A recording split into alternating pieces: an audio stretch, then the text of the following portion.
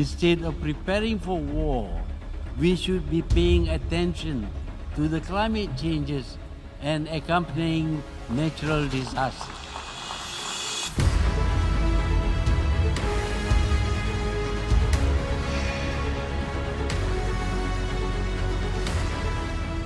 Climate change is the ultimate global commons challenge.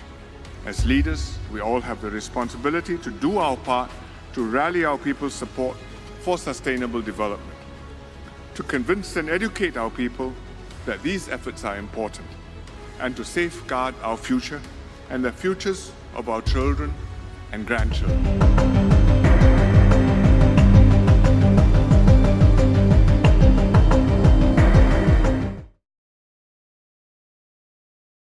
Pushing the raging wildfires from bad to catastrophic. MTS Tayyab reports from London. Beating back this towering wall of smoke and fire will take more than this, but Australian firefighters are doing whatever they can to battle the ferocious blaze by taking to the air and roads, all to help those most in need. Some firefighters have even paid with their lives. Just this week, 2 were killed by a falling tree. When you see flames come over the top of you and it's that hot that you can feel it burning through protective clothing and masks where you're actually breathing hot air to the air's hurting the back of your throat, it is hot.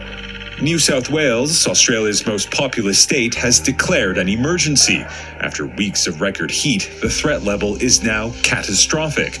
2,000 firefighters are on the ground battling around 100 fires that threaten hundreds of thousands of people. Australia's Prime Minister, under intense criticism at home, was forced to cut short a family holiday in Hawaii to deal with the wildfires. Scott Morrison, long accused of being a climate change skeptic, has now conceded it's contributing to this crisis.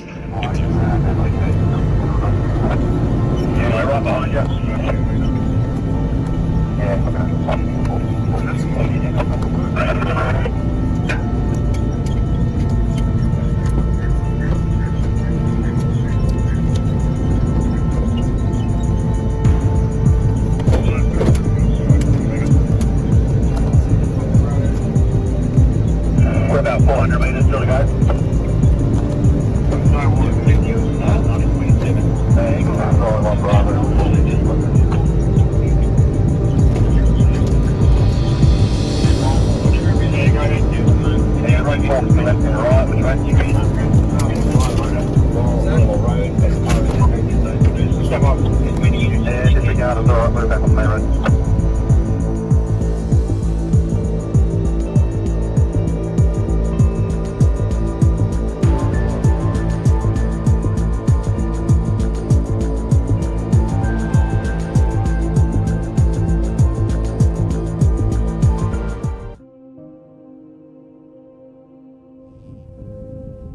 Southern Africa is facing one of its deadliest droughts ever.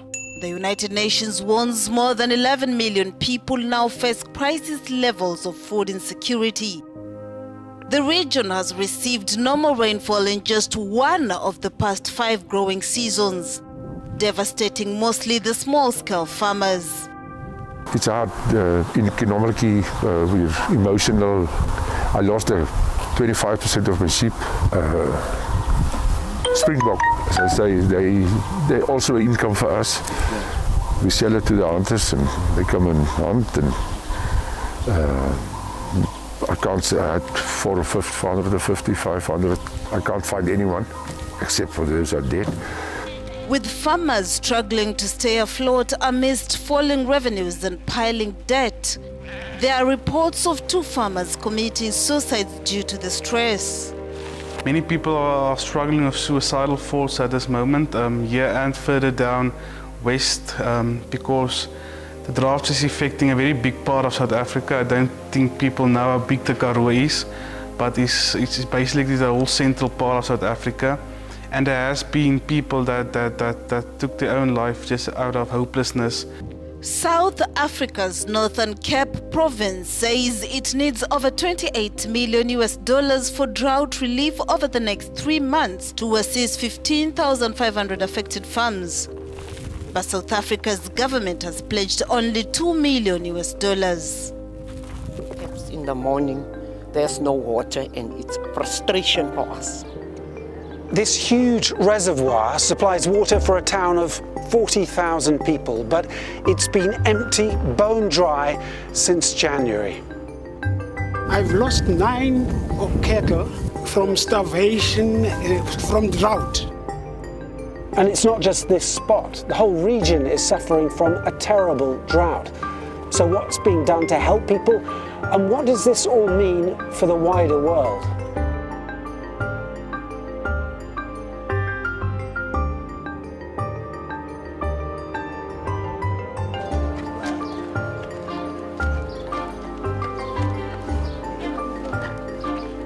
No water.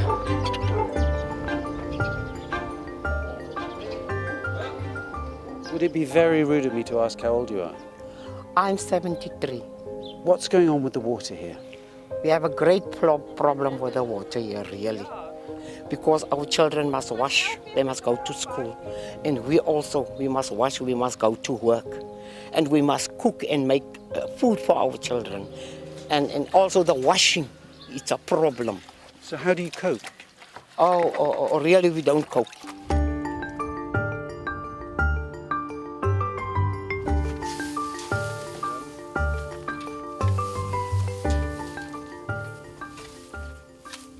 I've lost 9 cattle, not only myself. 9 dead? 9 dead. From starvation? From starvation, from drought. Every time you come to where they have died, it hurts like anything.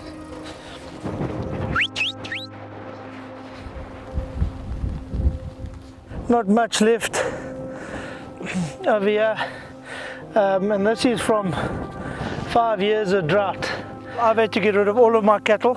I don't have any cattle left here, and that is purely because I don't have grazing for cattle anymore.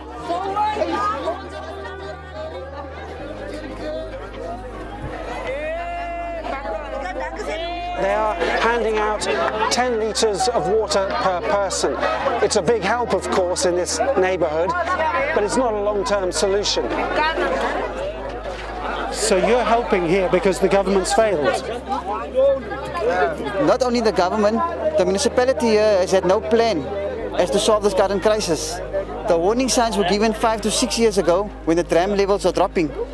So solutions supposed to be found that time already, but there was meetings after meetings, and all that meetings were fruitless.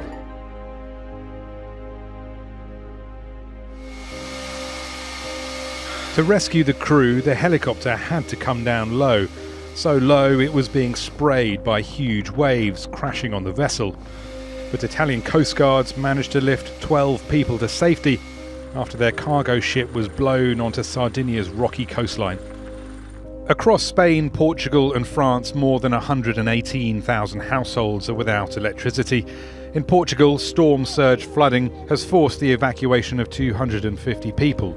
Many houses have been left underwater here, except for those homes built higher up. Islanders on Corsica are being warned to stay away from the seaside. Concernant les précipitations, as far as rainfall is concerned, we are seeing the end of the crisis. With regards to the wind, we are still in a crisis that could last a dozen or so hours, 15 or so more in Corsica. It is very important to advise the population not to go to the beaches and the coastline, because it can be potentially dangerous. Galicia, on western Spain's Atlantic tip, is no stranger to storms, but sights like this are still remarkable. A coastal promenade, awash with sea foam, whipped up by the pounding of countless waves and blown ashore by Storm Fabian's full force. And nature's power always fascinates people, and some get as close as they dare. It's been a bad start to Australia's annual bushfire season. 6 people killed so far, hundreds of homes destroyed. Sydney's nickname, Big Smoke, never more appropriate. But one victim has captured the nation's and now the world's attention. You need rescuing, Ernie. He sure did need rescuing, and there was only one person around to do it, and only one way. Tony, she didn't give a last name, took off her shirt and charged into the flames. Careful his claws. One smoldering marsupial rescued and doused down. One lucky bear. More than 300 koalas are feared to have been killed this year. This one was taken to a sanctuary. The prognosis is good. Remember when a different bear was famous for fires? Only you can prevent forest fires. Now there's another.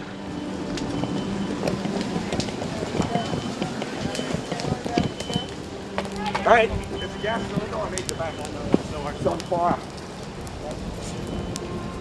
You have a car? Don't worry about the keys, we'll put you in this car here. That's fine, don't worry about the keys. Nothing